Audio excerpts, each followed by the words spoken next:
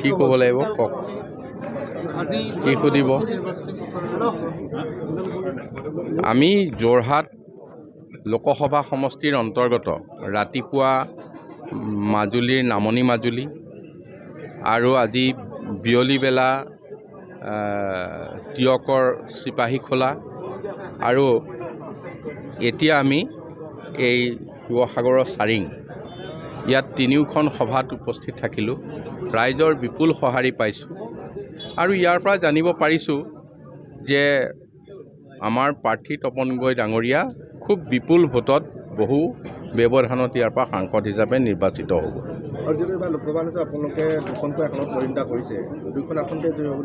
আমি প্ৰথমটো যিখন ধুবুৰী নহয় বৰপেটাত আমি বহু লাখ ভোটৰ ব্যৱধানত আমি নিৰ্বাচিত হ'ম। এতিয়া আজি কেইদিনমান আগতে ধুবুৰীলৈ গৈছিলোঁ, গোটেইখিনি পৰ্যালোচনা কৰিলোঁ। তাত দেখিলোঁ যে আমি আগতে ভবা ধৰণে নহয়, এতিয়া বহুতখিনি আগুৱাই গ'ল। যোৱাবাৰো আমি ছেকেণ্ড পজিশ্যনত আছিলোঁ, কিন্তু এইবাৰ তাতকৈ যথেষ্ট পৰিৱৰ্তন আহিছে। যোৱাবাৰ কংগ্ৰেছ UDFৰ এটা মিলন আছিল, এইবাৰ যিটো প্ৰতিদ্বন্দ্বিতা তেওঁলোকৰ হৈছে, এইবাৰ তাত অসম গণ পৰিষদ দল তথা মিত্ৰজোঁটহে আগবাঢ়ি আছে। আমি সেইখন আসনো পাওঁ। চাওক, NDA প্ৰাৰ্থীসকলেই জিকিব। ৰাজ্যখনত 14টা লোকসভা সংসদীয় সমষ্টি আছে। এইবাৰ পৰিৱেশ সম্পূৰ্ণ বেলেগ। যিটো পৰিৱেশ হৈছে, আমাৰ অনুভৱ যে NDAৰ প্ৰাৰ্থীসকল জয়লাভ কৰিব আৰু ইয়াতো কৰিব। ইয়াত কি হোৱা নাই, কংগ্ৰেছ দীঘলীয়া দিন ক্ষমতাত আছিল। কংগ্ৰেছৰ শাসনকাল আৰু ভাৰতীয় জনতা পাৰ্টীৰ নেতৃত্বত কম সময়ৰ শাসনকালত যিখিনি হ'ল, এইখিনি যদি কম্পেয়াৰ কৰা যায় দেখিব বহুত বেছি হৈছে।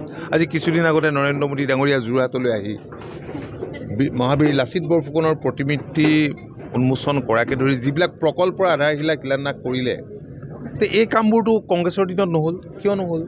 জনসাধাৰণক উন্নয়ন লাগে, বিকাশ লাগে আৰু কাম কৰা মানুহ লাগে।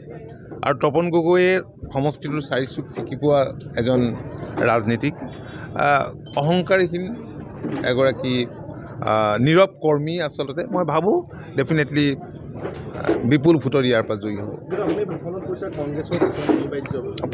পতন আপুনি ডেইলি মানুহ গৈ আছে। আজিও মাজুলীত আমাৰ পাৰ্টিতে বহুতে জইন কৰিছে। গতিকে যিটো গতিত কংগ্ৰেছ যিটো পৰ্যায়লৈ গৈছে, এইটোৱে প্ৰমাণ কৰে যে কংগ্ৰেছৰ ভৱিষ্যত কি। আৰু কংগ্ৰেছক কিয় বাৰে বাৰে টেঙা বিকিব নোৱাৰে।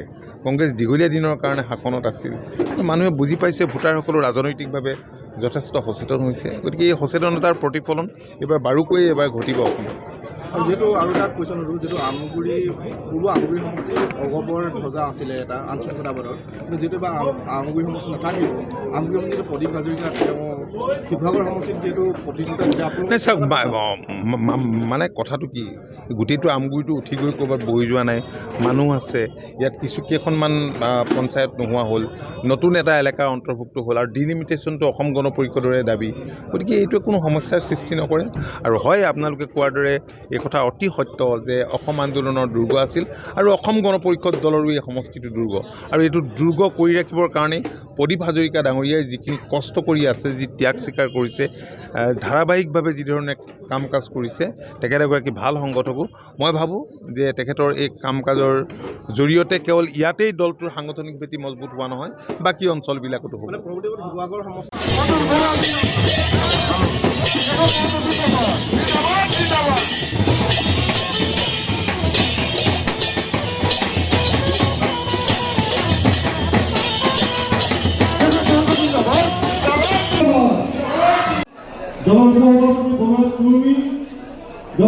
কেন্দ্ৰীয় সম্পাদক পবিত্ৰ ভদ্ৰ, উপসভাপতি নুৰুল চুলতান, কেন্দ্ৰীয় সম্পাদক।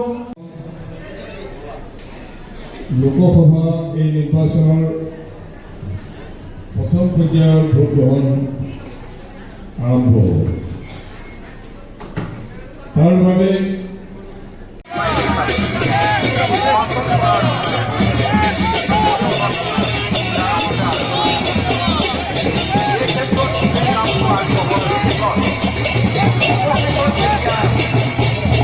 নৰেন্দ্ৰ মোদী ডাঙৰীয়া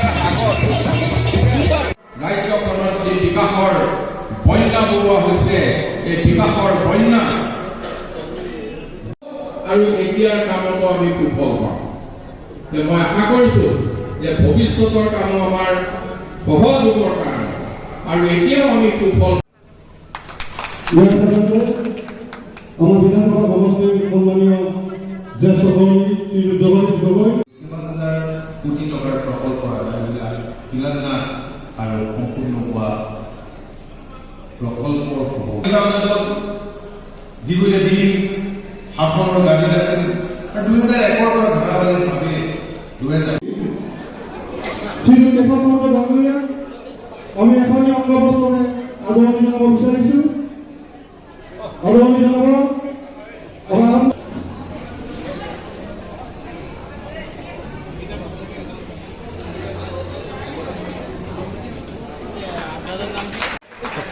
চকী আছে চকী এখন আনক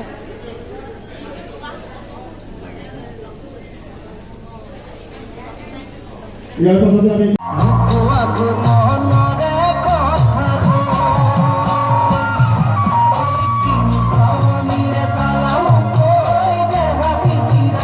আমাৰ দলৰ গতিকে আমাৰ দল আজি ক'ৰবাত কিবা ফুটা মুদা কিবা কথা মন অমিল নীল কোনোবা যদি পাৰ্টীৰ লগত আছে সেইবিলাক